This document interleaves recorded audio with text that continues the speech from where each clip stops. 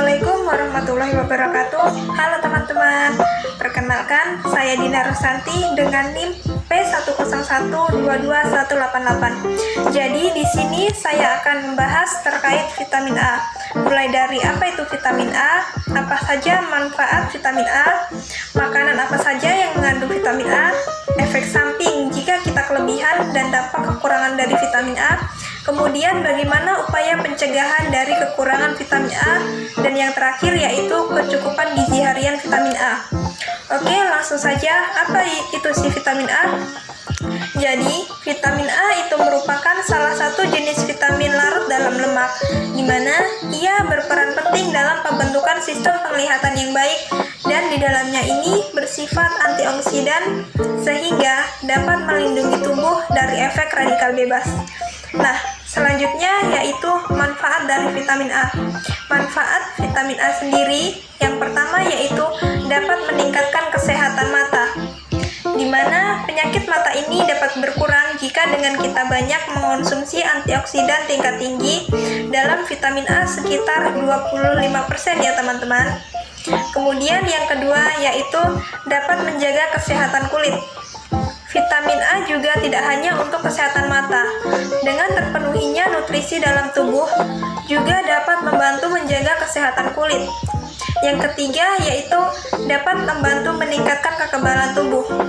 Jenis vitamin ini juga dapat terlibat dalam produksi dan fungsi sel darah putih yang membantu menangkap dan membersihkan bakteri dan patogen lain dari aliran darah. Nah, yang keempat yaitu dapat mengurangi keparahan jerawat. Jadi, dengan kita banyak mengonsumsi vitamin A juga dapat mengurangi terjadinya kemunculan jerawat. Oke, lanjut yang keenam yaitu dapat meningkatkan kesehatan organ reproduksi. Jadi, nutrisi ini juga mampu untuk meningkatkan sistem reproduksi pada pria maupun pada wanita. Selain itu, vitamin juga dapat membantu memaksimalkan pertumbuhan dan perkembangan embrio selama kehamilan berlangsung. Pada wanita hamil, vitamin ini juga terlibat dalam pertumbuhan dan perkembangan banyak organ utama dan struktur. Kemudian, yang ketujuh yaitu dapat meningkatkan kesehatan kulit dan rambut. Nah, vitamin A juga sangat bagus sekali untuk kesehatan kulit. Jadi, nutrisi ini dapat mempengaruhi produksi sebum, yaitu minyak yang membantu menjaga tingkat kelembapan pada kulit dan rambut. Dengan begitu, kelembapan kulit dan rambut dapat terjaga dengan baik. Yang kedelapan, yaitu dapat menurunkan resiko kanker. Selanjutnya, yaitu dapat mencegah degenerasi makula terkait usia. Jadi, penjelasan terkait degenerasi makula ini adalah di mana penyebab utama kebutaan di negara maju. Nah, yang terakhir yaitu dapat menurunkan resiko defisiensi vitamin. Ini adalah kekurangan nutrisi yang dapat menyebabkan berbagai keluhan kesehatan. Salah satunya yaitu kebutaan. Oke, lanjut. Selanjutnya yaitu ada sumber-sumber makanan yang mengandung vitamin A. Di sini saya hanya mengambil beberapa contoh saja ya teman-teman. Dengan mengonsumsi makanan yang kaya akan vitamin A ini dapat membantu memenuhi kebutuhan nutrisi harian kita. Jadi, bagus sekali jika kita banyak mengonsumsi makanan yang mengandung vitamin A ya. Tapi harus dengan sesuai porsi tubuhnya kita masing-masing ya teman-teman.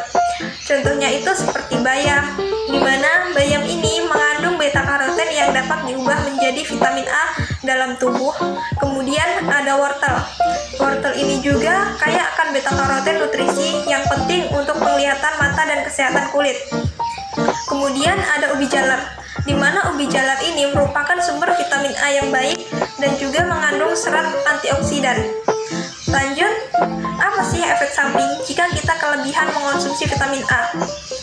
Yang pertama yaitu mual dan muntah. Dengan mengonsumsi berlebihan vitamin A juga dapat menyebabkan mual dan muntah.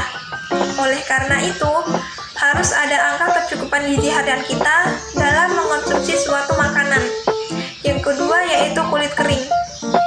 Kelebihan vitamin A juga dapat membuat kulit kita menjadi kering dan pecah-pecah ya teman-teman.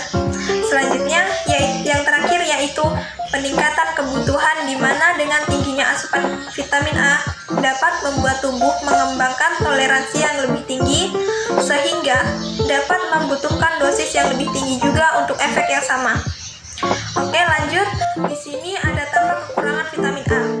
Nah, tadi kan pada kelebihan mengonsumsi vitamin A juga dapat mengakibatkan kulit kering. Jadi, jika kekurangan vitamin A juga kita dapat mengakibatkan kulit kita menjadi kering ya teman-teman.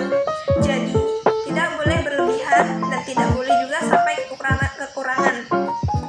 Ada beberapa masalah kulit yang bisa terjadi akibat kekurangan vitamin A, yaitu contohnya seperti kulitnya gatal, rambut kering, kulit menjadi kering bersisik dan menebal atau bisa disebut dengan eksim. Selanjutnya, bibir kering dan lidah menjadi menebal. Kemudian tumbuhnya jerawat dan peradangan pada kulit wajah. Nah, yang kedua ini bisa terjadi gangguan pada mata. Dengan kurangnya vitamin A dapat menyebabkan gangguan pada mata. Masalah penglihatan ini dapat dialami oleh siapa saja, mulai dari anak-anak hingga orang dewasa. Selanjutnya yaitu penyembuhan luka menjadi lebih lambat, di mana saat tubuh kita mengalami defisiensi vitamin A, kulit kita ini akan kekurangan kolagen dan proses regenerasi pun turut melambat sehingga dapat menyebabkan kulit yang terjadi pada tubuh kita lebih sulit untuk sembuh. Dan yang terakhir yaitu daya tahan tubuh menjadi menurun. Dengan menurunnya daya tahan tubuh inilah yang menyebabkan tubuh lebih rentan terserang infeksi virus atau bakteri dan dapat menimbulkan beberapa kondisi seperti contohnya nyeri dada, sakit tenggorokan, infeksi saluran pernapasan, dan gastroenteritis. Kemudian, apa sih upaya pencegahan kekurangan vitamin A itu bagaimana? Jadi, pencegahan kekurangan vitamin A itu dapat kita lakukan dengan cara makan makanan yang bergizi seimbang dan bersumber dari vitamin A yang baik. Seperti protein hewani, contohnya yaitu seperti ikan, daging, telur, hati, dan dari sumber hayati, contohnya seperti bayam, daun kelor, wortel, buah-buahan, dan juga dengan mengonsumsi kapsul vitamin A yang dapat diperoleh secara gratis di puskesmas atau di posyandu. Nah, slide yang terakhir ini yaitu tentang angka kecukupan gizi harian vitamin A. Jadi, di sini saya hanya mengambil angka kecukupan gizi harian berdasarkan usia ya teman-teman. Di mana usia 0 sampai 5 bulan asupan yang diperlukan sekitar 375 mikrogram. Pada usia 6 bulan sampai 3 tahun asupan yang dibutuhkan yaitu 400 mikrogram. Pada usia 4 sampai 6 tahun asupan yang dibutuhkan 450 mikrogram. Kemudian pada usia 7 sampai 9 tahun asupan yang dibutuhkan sekitar 500 mikrogram. Dan untuk usia 10 sampai 15 tahun asupan yang dibutuhkan yaitu sekitar 600 mikrogram.